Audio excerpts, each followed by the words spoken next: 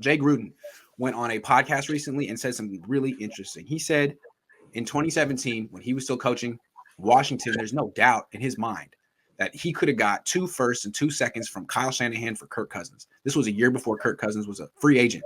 And the guy was like, well, why didn't you do it then? And he was like, well, because Dan Snyder just couldn't bear the idea of Kyle succeeding with Kirk Cousins and wouldn't let it happen. That doesn't mean that the Niners made an offer. Doesn't mean it got that. This is basically Jay Gruden saying, I know we could have probably should have done it. So take it with a grain of salt. But 2 firsts and 2 seconds for Kirk Cousins. What do you think?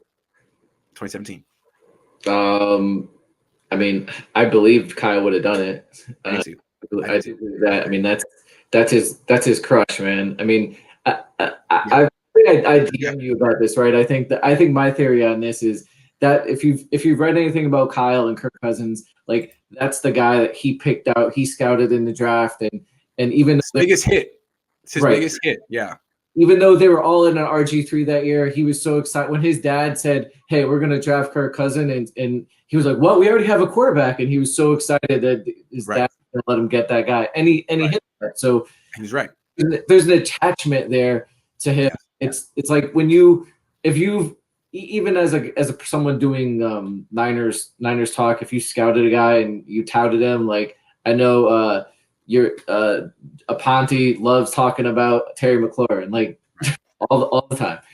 Also, it's like he still feels that Washington team was unfairly taken away from him and his dad, that they were scapegoated for things that were out of their control. Yeah. And essentially, like, he should have been coaching Kirk Cousins. It's like if Bill Walsh had been fired after 1982 or something and someone else coached Joe Montana the rest of the way. He was like he wanted to right that wrong. Yeah, I think it's more about, I think it's a Kyle thing. It's like, that's the guy, because if I get him, that's my guy, right? I did that. I right. him, right? Right. Do I think that, I mean, if you look at the draft picks, at the draft picks they've given up, like it was Solomon Thomas. That's what I have them written down. So obviously it sounds awful trading all those picks because you could have had Patrick Mahomes. You could have had Deshaun Watson. You didn't need to do that. But they made it worse.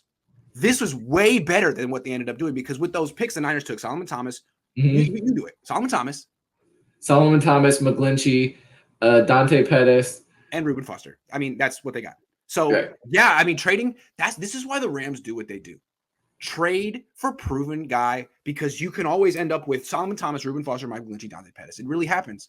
That being said, if you were a better organization, you just would have taken Patrick Mahomes and been the Chiefs, but you're not. So it got way worse.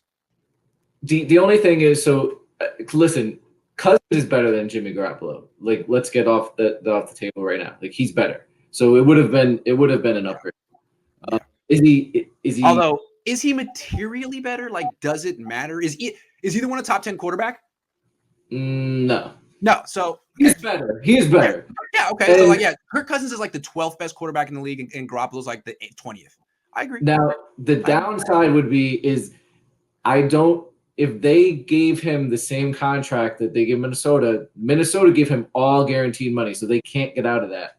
Terrible. What do they get out of that? Garoppolo. 500 football. Yeah. Every year. How is he 500 every year, Kirk Cousins? How does he do that? Every year. It's amazing. It's something else. But really, the Niners could benefit from that kind of consistency at this point. Yeah. All right.